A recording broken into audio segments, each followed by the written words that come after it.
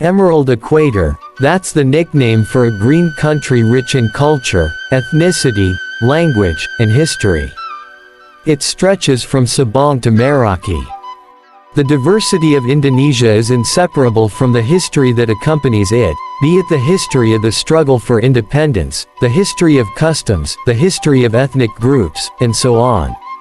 Of the many histories in Indonesia, some have become urban legends, including a story of a magic thief who has pancasona knowledge from Kediri who robbed Dutch colonial treasures during the colonial period in Indonesia.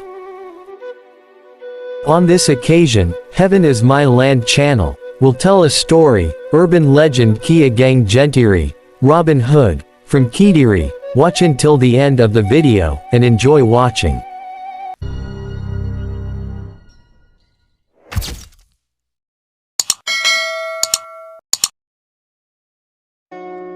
Maskumambang Hill or Bangkulono Hill, is a location that is famous for the story of the Gentiri thief. Where at the top of the Maskumambang Hill there are 3 tombs of the holy people in the Dutch colonial era which are now sacred and become pilgrimage tourist spots for the Kediri people. Maskumambang Hill is located at the western end of Kediri, precisely in the Wong Hamlet, Sukorame village, Mojoroto district, Kediri Regency, close to the Erlangga Museum and the Selamanglang Cave. Ki Bangkulono's tomb, which is at the top of the Maskumambang Hill, is one of the pilgrimage sites in Kediri, which has a unique legend. That said, during the Dutch colonial period in Indonesia, people lived in misery, as well as the people of Kediri. The Dutch acted arbitrarily against the people by giving unreasonable taxes so that the people of Kediri increasingly suffered in their own land. The suffering of the people of Kediri made Mbah Bangkulono want to defend the people of Kediri. Assisted by Tumenggung Mojoroto, Tumenggung Bangkulono and their powerful students, they robbed wealthy Dutchmen or then distributed the loot to the people of Kediri. Things that were repeated and continued to make Mbah Bangkulono increasingly admired by the people of Kediri and increasingly hated by the Dutch.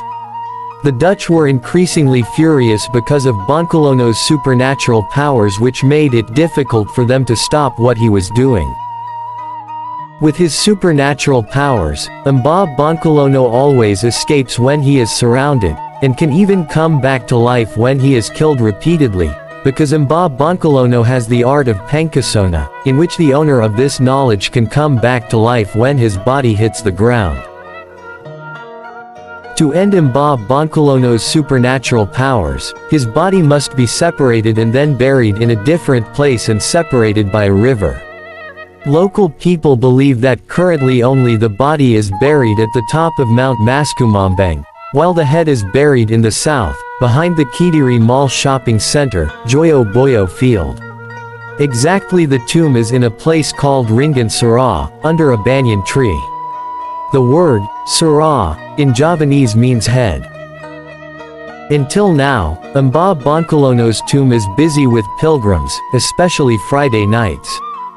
To get to Mbah Bangkulono's tomb, which is at the top of Mount Maskumambang, pilgrims must pass hundreds of steps. From the plaque printed on the wall before the entrance to the stairs, giving over of infrastructure Istana Bangkulono at Selamanglang location, Kediri City, since September 10, 2004, the tomb has been inaugurated as a cultural heritage whose management is under the auspices of the city government of Kediri. This decision was approved by the descendants of Mbah Bangkulono, H. KBMH Japto S. Sorjo Somarno. Thank you for watching. I hope we can take lessons from this historical story. See you in the next video.